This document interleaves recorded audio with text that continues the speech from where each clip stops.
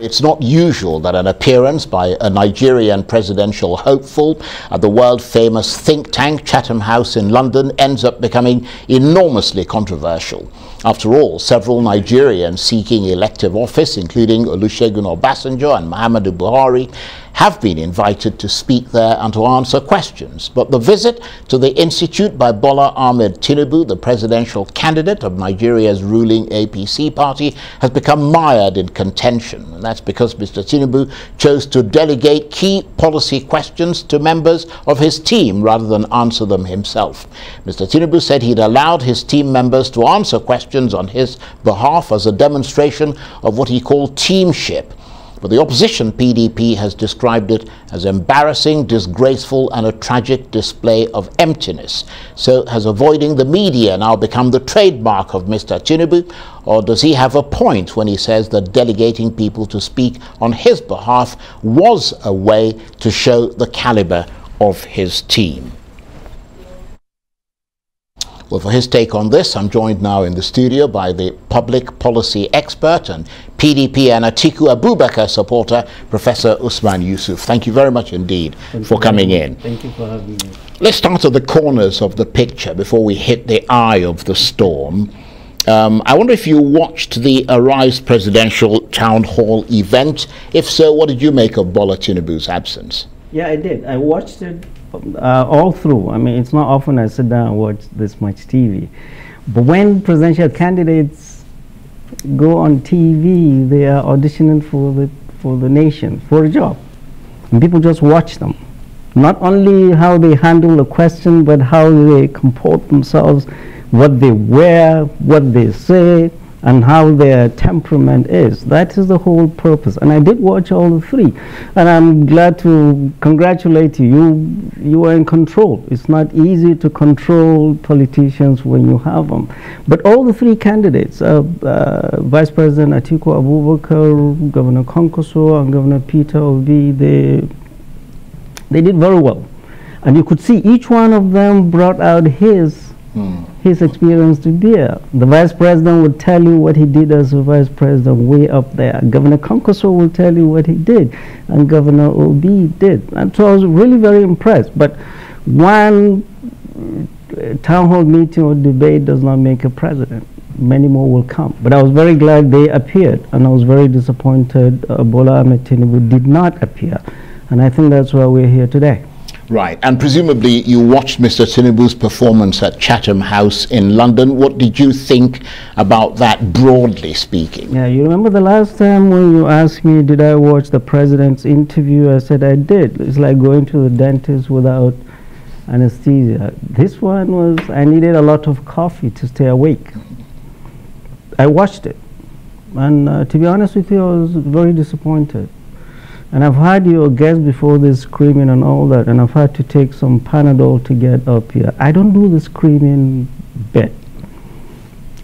A presidential candidate is auditioning for a job to a whole nation, 200 million Nigerians, and there are 90 million eligible voters.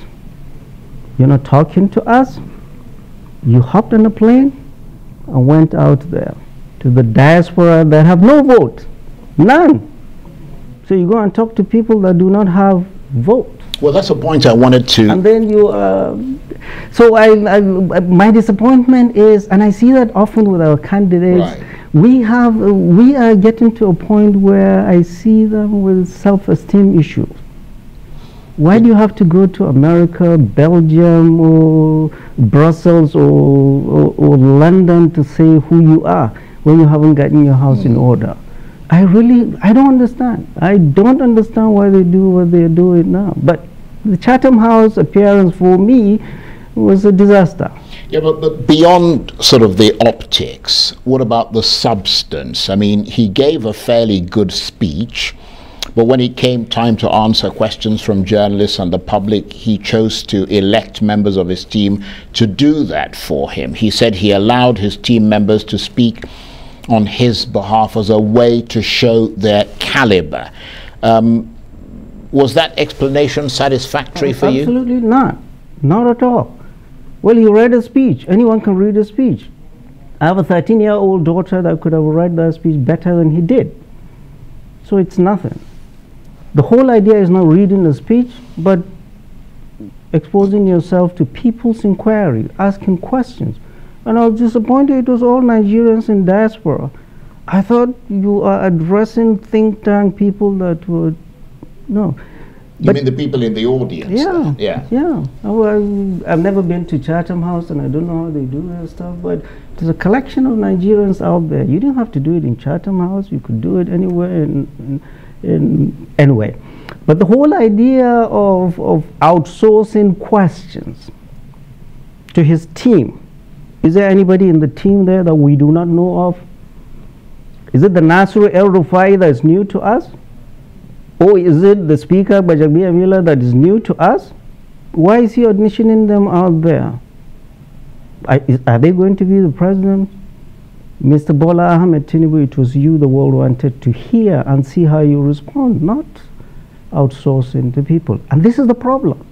The current APC government, we blame them because Mr. President outsourced stuff to ministers that doesn't check. Are we going to have a repeat of the same thing? My mind tells me we're going back to that same old thing that is giving us a problem. You cannot outsource your job as the president to anybody else. We're not going to elect Nasir El-Rufai, fire me, Bajagbi Amila, Adeleke, or the woman leader. We're going to elect you, and we want to see how you handle questions. And he did not do that. Right. Well, keeping in mind that you are an Atiku Abubakar supporter and a PDP supporter, do you think this appearance at Chatham House has helped or hindered his chances at the polls in February? I don't see how. I mean, I really don't. Come on. Instead of going to London, you want the votes in Katsina, go to Batsari, go to Faskari, go and empathize with IDPs, with our people. You're going to London to do what? Are the people in London going to elect you? Are the people in diaspora? So, let me tell you this, to be honest. I've always said Bola Ahmed Tinubu, his politics has never been national.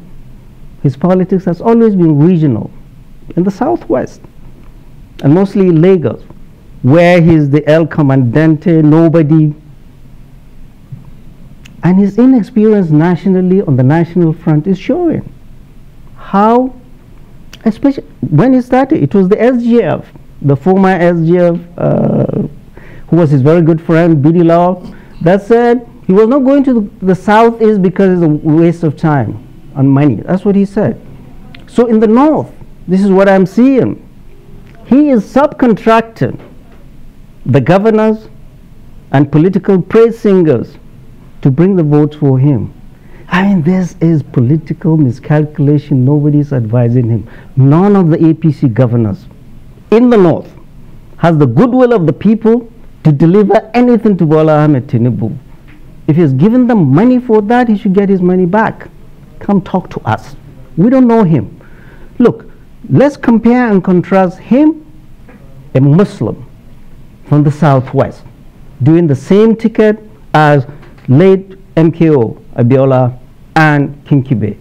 They're totally different people. MKO Abiola invested in relationships in the north for a very long time. He knew people.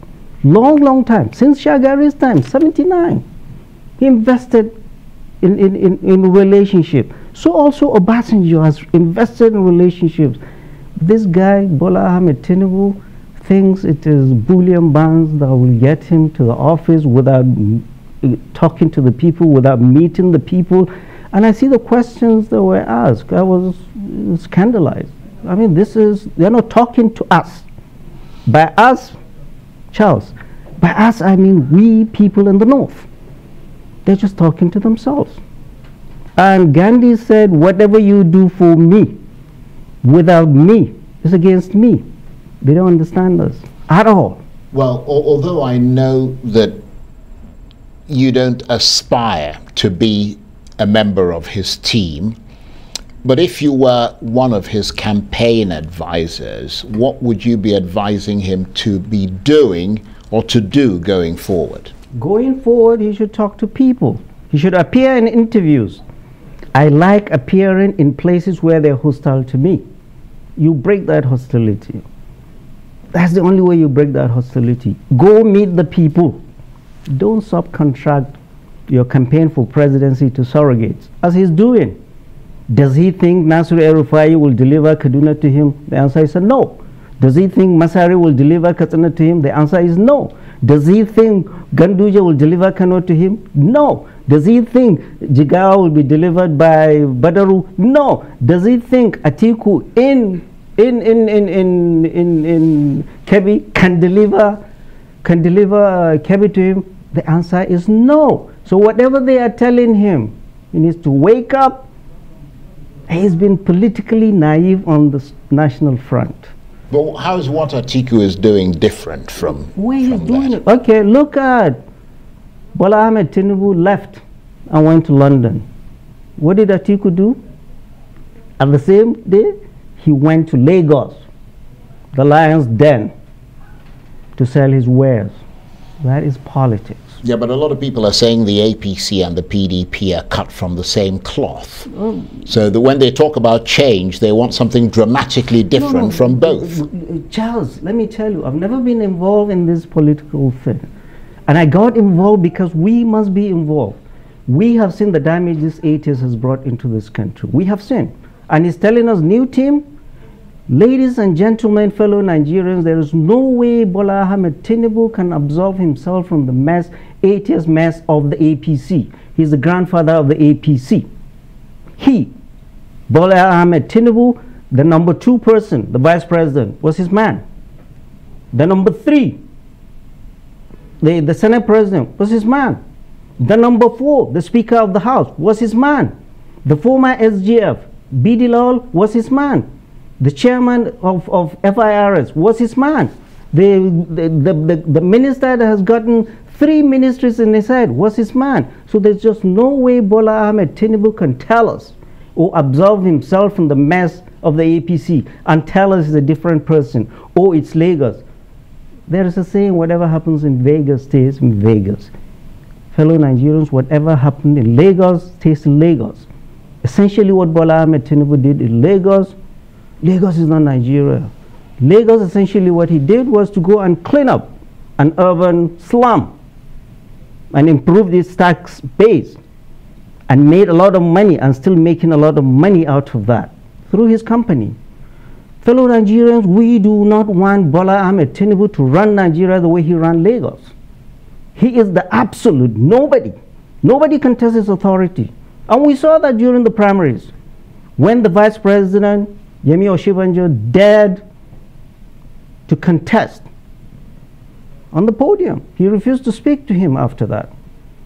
It was there. It was the speaker that went and spoke with him and said, go and mend fences. So fellow Nigerians, we are not going to elect the same group. This same group that is auditioning in London, they're the same people. Right. It's interesting that as some people have mentioned, it's very rare that Mr. Tinubu gives an interview directly to the media, but he's actually given one to the BBC's Focus on Africa, which was broadcast today.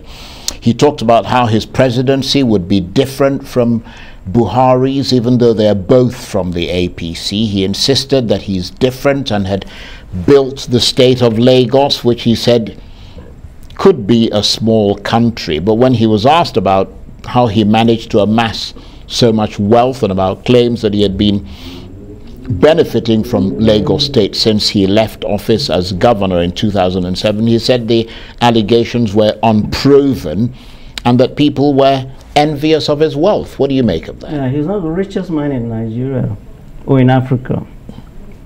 So Bola Ahmed Tinubu, essentially what he's doing, he's holding us, all 200 million Nigerians, in contempt. That we are not worthy of being spoken to. But he could go out there and expose himself to interviews. This is exactly the same thing we are seeing from the current president, not talking to us. A president is supposed to talk to people that elected him into office. So he's continuing exactly what this president is doing on steroid. He's refusing to talk to us. He's going to London. He's talking to all. BBC Focus on Africa called me to speak to you today. I said, I'm not ready. I'm coming to speak with Charles prime time. That is what is important to me. Going around the world, you will come back to us. Let's see how you give you votes in Katsina or Kano or Sokoto. After they don't even know you've been to London. And another thing, I don't know if you saw if you saw the nonsense they were doing in that beer parlor, dancing. I don't know if you saw the video clip. I mean, fellow Nigerians, we in the north, from Adama to Zamfara, we are still burying our dead. And a person who is aspiring to be a leader with his team, they are there in a beer parlor in London, dancing the booger. And we are taking that clip and showing our people. Our people, is it the kind of people we are suffering? I've just come back from Katsina, spoken with IDP, see the sufferings of our people. These are your leaders. Well, he was also asked if he had to choose, that is in that BBC interview, between the two other main candidates, Atiku Abubakar and Peter Obi, who would it be? And his rather predictable answer was that he feels neither is up to the job and that neither is competent enough to be president. But of course that final decision will be up to Nigerians, won't it? Yes, absolutely. And what is competence? So all I'm saying, Charles, is that Bola Ahmed Tinubu needs to expose himself to Nigerians to ask him questions. There are a lot of questions we'll ask Bola Ahmed Tinubu about his health. I'm a physician, 40 years and counting this year. I graduated in 1982. Clearly, Bola Ahmed Tinubu is not in the best of health. Are we going to repeat this same thing? In my culture, leadership and marriage is for the healthy. You're not going to give your daughter out to marry to a groom who is not well, or the other way.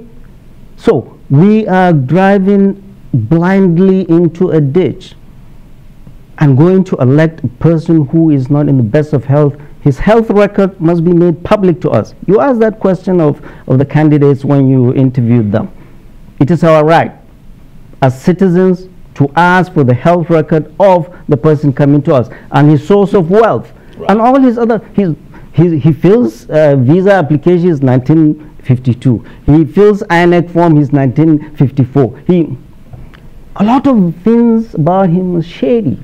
Okay. Nigeria is not Lagos. You are auditioning for a job for 200 million people. And we're going to ask you questions. And we are not, especially we out here, we are not going to allow you to just bamboozle your way through by sending surrogates who scream on television without telling us what their principal is going to do. We are in a serious situation in Nigeria. We need a leader who is frank, who is honest, who is visionary, who is healthy. I don't see that in Bola Ahmed Tinubu. Professor Usman Yusuf, on that note, I want to thank you very much indeed, as always. And of course, Professor Yusuf is a public policy expert and PDP and Atiku Abubakar supporter, in addition to being a physician. Thank you very much indeed.